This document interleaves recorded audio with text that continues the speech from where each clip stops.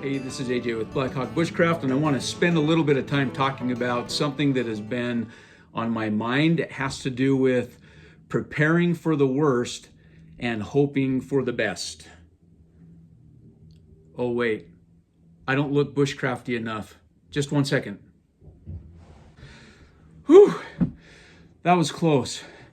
Had to put on my anorak and grab a knife and a stocking cap, so that I look all legit, so that I can actually talk about this. So here we go. Preparing for the worst and hoping for the best. Yeah, like I'm gonna wear that indoors all day long. Anyways, you've all probably heard that saying, I'm preparing for the worst and hoping for the best. But what exactly does that mean? For me, I think it means preparing for the worst and hoping for the best within reason, people, within reason. Preparing for the worst and hoping for the best within reason really means to me, depending on the situation that you're going to be navigating and based on your knowledge and your skills, you're planning for worst case scenarios within reason based on that particular scenario. For example, let's say that the scenario is I'm a construction worker and I'm going to work, and on the construction site, there's a lot of other people doing things. What I would do to prepare for the worst and hope for the best is, first of all, remain situationally aware of my surroundings, the things that I'm doing, as well as the things that everybody else is doing, in order to mitigate the least amount of likelihood of something happening to me or those that I'm working around. I need to be responsible for my own actions as well as pay attention to the actions of others. If I was a construction worker, that probably also means that, I need to wear a hard hat to the construction area. If anything were to fall and hit me on the head, I've mitigated that risk. With commercial construction, they wear hard hats. They wear high-vis vests. They use the right tool for the right job. They're not using heavy machinery to do every task. They use the machinery required to do the task at hand. They are not carrying a tool belt full of all sorts of useless stuff, nor are they trucking around a big toolbox on their back. In that regard, let me ask you this question, or maybe get you to think about something. Do you wear a hard hat when you're indoors in your own home? How about if you go to the kitchen to cook something? Do you put a hard hat on? Do you wear a high-vis vest? What about when you go out to the grocery store? Are you wearing a hard hat in the grocery store? Are you wearing a hard hat all of the time? You can see how that preparing for the worst, hoping for the best can be easily taken out of context. And I feel that's what some people do related to survival and bushcraft in the outdoors. They hear something, completely blow it out of context, and this is what you get. You get people in the outdoors metaphorically wearing a hard hat all of the time. So what about the outdoors? Some of the things that you really need to ask yourself when preparing for the worst and hoping for the best is, what is your environment and your ecology? For example, wooded areas, desert areas, tropical areas, jungle areas. Like, what are the situations you're going to be putting yourself in? You don't just go out and just find yourself somewhere. That only happens in survival reality TV shows. You're not planning to be stranded somewhere for the rest of your life. What are the resources that are available where you will be doing your bushcraft and survival? Is there a plentiful wood supply? Are you going to be near a lake, river, or stream? What are the resources? That should be taken into consideration when you're planning. Do you need to take 52 gallons of water with you if that's not necessary? Am I going into a situation and a setting with which I'm very familiar? I've been there before. It's not off the beaten path. Am I going to an area that's more unfamiliar for the first time, where I may need a map and a compass or a GPS and lav navigation skills to be able to do what I want to do? Am I going alone or with others? How long will I be there? Is it going to be for just a day, a couple days, a week? What time of year is it going to be? Is there snow outside? Is it temperate? Is it warm? Is it cold? Does it stay hot during the day and then drop temperatures? All these different things. Is it probable that you'll be dealing with rain or snow? Probably should, plan for the worst and hope for the best and take a poncho or some rain gear. Okay, that's not unreasonable. What is your altitude? How are you going to dress to mitigate the climate concerns? Are open flames even allowed? That's something that a lot of people should be thinking of, but probably don't. Everybody just wants to go out in bushcraft and survival and go light the biggest fire they can, or their Dakota fire pit or whatever. Based on restrictions, you may not even be able to do that because of fire hazards. So you need to know that so that you can plan, because if you take all these methods of starting open fires and open fires aren't even allowed, you probably are going to need to think about, if I need fire for warmth and I can't have fire for warmth, I might need to just dress more appropriately. Are there significant insect or wildlife concerns? Chiggers, mosquitoes, bears, wildcats, all of that fun. Hopefully you get the point of what I'm driving at here. You don't just prepare for the worst and hope for the best, meaning that you take every tool that you have in your toolbox and you pack it and head out into the hills.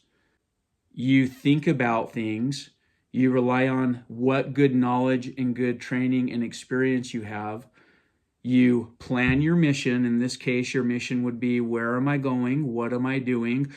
All these variables I've talked about that are part of the equation that you need to plan for, and then you let that determine what is necessary versus what is not necessary.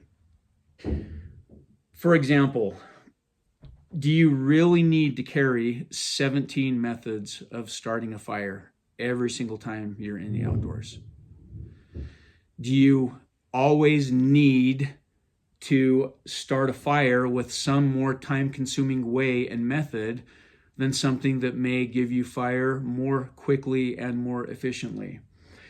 Do you really need to carry all of that heavy wool gear just to show everybody that you understand the benefits of heavy wool gear if you're not going into a situation where carrying that type of gear is even remotely required? I'm speaking to the behaviors, not necessarily the gear, okay? There's a lot of useful gear out there, and I'm not talking trash on useful gear, but I am talking about thinking differently whether or not taking such useful gear is even useful at all. War zone trauma backpacks. So you've got everything from tourniquets to Israeli bandages to chest seals to everything that you would possibly need to deliver a baby out in the wilderness. Do you really need to carry all of that with you on a bushcraft or survival outing where you are inserting yourself into pretty much a controlled environment versus bushcrafting in the Gaza Strip? That's what I'm saying. Not that the gear items are bad, it's just the application and usefulness of those items just for the sake of showing everybody that you can take a trauma pack with everything imaginable, from sutures to performing episiotomies and delivering babies. Do you really need that backpack full of 70 pounds worth of gear items, all for the sake of carrying 70 pounds of gear items for something as simple as hiking in a couple miles away from your car on a well-beaten path to an area where you like to camp or bushcraft or do survival, yet you're plugging along 70 pounds of gear in hopes that you run into somebody, can dump your gear load, and show everybody just how prepared you are and how you think of every possible scenario, all the wonderful things that you imagine, but that will only live in your imagination. Again, I am not at all saying don't be prepared. I'm not telling you not to plan for the worst and hope for the best. I'm asking and inviting you to think about it a little bit differently. plan for the worst and hope for the best within reason. If you are the individual that is more acclimated to carrying all of that, then ask yourself this one question. Is your approach to bushcraft and survival and going and playing in the outdoors more akin to wearing a hard hat out of the construction zone all of the time simply because you can, instead of really asking yourself whether you should or not? You know, not everything is a need. There's a lot of useful equipment that, depending on the situation, may be needed, but unfortunately you have a lot of people that push every preference and choice and consideration as something that you need in order to survive, when that's just simply not the case. There's a lot of really useful gear, but not all useful gear is needed or even required a good majority of the time. And a lot of the times people push that narrative for the sake of justifying to themselves that they need to carry all of that equipment, to justify to others that they are super expert, that they've read a bazillion books, that they've listened to every YouTube influencer around, whatever the case may be. And oftentimes, with a good number of these people, the reason why they also choose to overplan and overcarry on this premise that I'm preparing for the worst and hoping for the best outside of reality and imagination is that they may lack experience and confidence. And so they rely on carrying way more than what they realistically need to carry as a form of a safety blanket, because they somehow feel that they need that item for whatever reason, that if their primary fire method and their secondary and their tertiary, and they go 4, 5, 6, 7, 8, 9, or they, carry 17 Bic lighters in case the 16th runs out, in case the 15th runs out, in case the 14th runs out, yada, yada, yada, yada, you get my drift, that they're really going to need that. Again, the hard hat outside of the construction zone. Just because you have a tool with you does not necessarily mean that you need to use that tool all of the time. I can't stress that enough. Tools are valuable, but the most valuable thing that you have is up here. To understand when a tool is required versus when it's not required, and not simply using something because it fits some cliche survival narrative that is pushed by survival reality TV or major YouTube influencers that have a solution for every possible thing that you can think of, and really extends beyond reality into the realm of silliness and ridiculousness. Ridiculousness? I think that's a word. And I think that's also a problem, because I think of what's pushed on TV and survival reality TV influencers, that sometimes the novice outdoorsman thinks that because of what they're seeing and because of what they're being told, that is reality. And so therefore they just begin to add to the fire of bad information because they're absorbing bad information. So obviously they're going to tell others bad information, and they start building this really weird construct of a box that they feel that they need to operate in because of what they're told. If they would just take time to go out and challenge the narrative and say, well, somebody says that I absolutely need to do this, and they go out there and try it and start thinking and come to the conclusion that no, that's actually not even required. I don't even need to do that at all. I wonder why on earth they were selling that idea as something that I had to do. And a lot of the times that's where people will kind of break out of that construct, that bad information construct, start thinking about things logically, gaining experience through trial and error. I'm not saying that everything that's on TV or even pushed by some of these survival and bushcraft YouTube influencers is all bad. There may be some good things that can be learned from them, but challenging the narrative is never a bad thing. And I'll give an example. So you have full tang knives, okay? I think full tang knives are great, okay? Knives like this. great little bushcraft knife.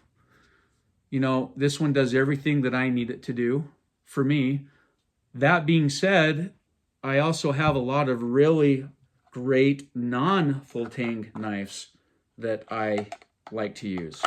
Whether it's full tang or non-full tang, for me, it really doesn't matter, because I know what I need to use a knife for based on what I know and the experience and the training that I have. I don't always need the most overbuilt knife, most overbuilt full tang knife, to pound it and bash it through every tree, every stump, every piece of firewood. That may be what other people feel they need, but a lot of the times it's helpful to think about things in this regard. Is it something that I need to do, or is it something that I'm choosing to do? Those are two very different things. I'm not saying batoning's right or wrong. I'm not against it and I'm not for it. I think it's a technique that can be deployed within reason and when it's necessary. But unfortunately, we live in a world where batoning a huge knife through wood all of the time is being sold as something you need to do all of the time. And that's, I guess, where I'm coming from is it really truly a need, or is it a choice? Or in other words, a preference. Same reason I don't get overly concerned about knife steel, whether it's 1095 versus 01 versus CPM 3V versus MagnaCut, whatever. The profile and size of the knife will always be my considerations more than the steel type. I can have a really robust knife made out of the best super steel you could imagine and have that be the worst knife to use for tasks that I need to use a knife for. I want to clarify that I'm not telling anybody here to throw out all your preferences or that you think about things wrong. I don't know you. So I'm not trashing preferences. I'm not trashing preparedness. I'm not trashing tools. What I'm inviting you to do is to think about things differently as it relates to preparing for the worst and hoping for the best. To not box yourself into some rudimentary construct of thinking that everything in the toolbox is necessary all of the time, but to really think about why it may be necessary as well as why it may not be necessary. Do you need to carry 17 methods of starting fire? Only you can answer that. Maybe you do. For me, I don't need to carry that many methods to start fire. I know what I need if I need to start fire. I think that's an important thing too, related to fire. A good majority of people will sell the idea that fire is needed for survival all of the time. Fire is only needed when there's a need to have fire. No different than any other tool. This knife is only needed when there is a need to have this knife. If you don't believe me, then I would challenge you to do this. I challenge you to go out into the field and to actually accomplish a fire with 0 tools. I promise you, you can do it. Natural forest fires start all of the time without any tools involved. If you think about it, you can do it. I also want you to think about this. Go out on an overnighter or maybe 2 nights and don't plan for fire. I promise you, you can do that too. You don't always need a fire. Now, when we go out into the outdoors, maybe our choice is to have a fire, but that it's actually needed all of the time. I think there's many scenarios, at least that I can come up with, where a fire may not even be needed. In my prior life, and I'm not even going to really go into that, but I will tell you we never had fire in the field. We never needed it to purify water. We never needed it to cook. We never needed it to keep warm. All the really good things that fire can be used for and that people say fire is good for, which I completely agree. Fire is a great tool. I want to repeat that right now. Fire is a great tool. But again, fire or any tool is only needed if there is a need. What I'm saying with this long video is think about things a little bit differently. I invite you to look over your preferences, whatever those preferences may be. And when you're going out into the field, consider your choices. Some of the things that you choose to carry may not even be required because you want to train on some specific skill set that you're wanting to learn more about. So therefore you take something out there, or you want to start a fire that takes longer versus just striking a match and getting a fire going. That's completely fine.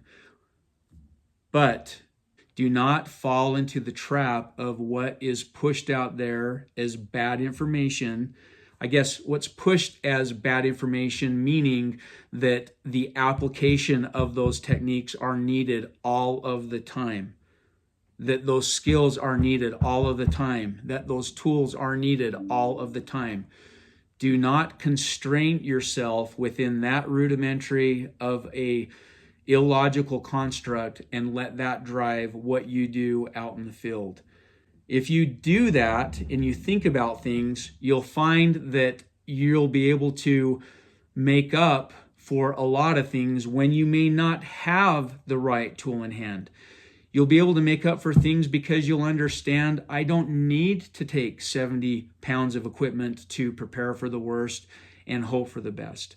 My preparing for the worst and hoping for the best is now expanded to where I can think about things so much more clearly, more logically, than feeling like preparing for the worst and hoping for the best means that I have to absolutely do everything that I'm told by every YouTube influencer. I can't think for myself. Everything that they say is good information. And I will say too, some people take it to the other extreme. I think there's a lot of people out there that want to prepare for the worst and hope for the worst. And that propagates a lot of real silly, ridiculous stuff out there in YouTube land, like, watch me survive in 40 degrees below zero with nothing but a Q-tip. Like, that's just plain silly and ridiculous.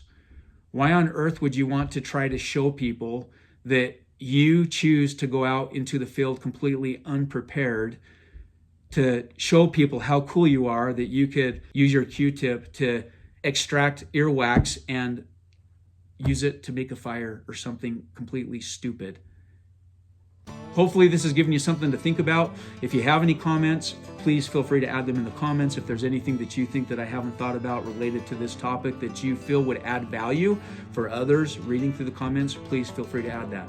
Thank you so much for support of the channel. This is AJ with Blackhawk Bushcraft. Really appreciate your views, your likes and subscribes. Until the next video, have a great day.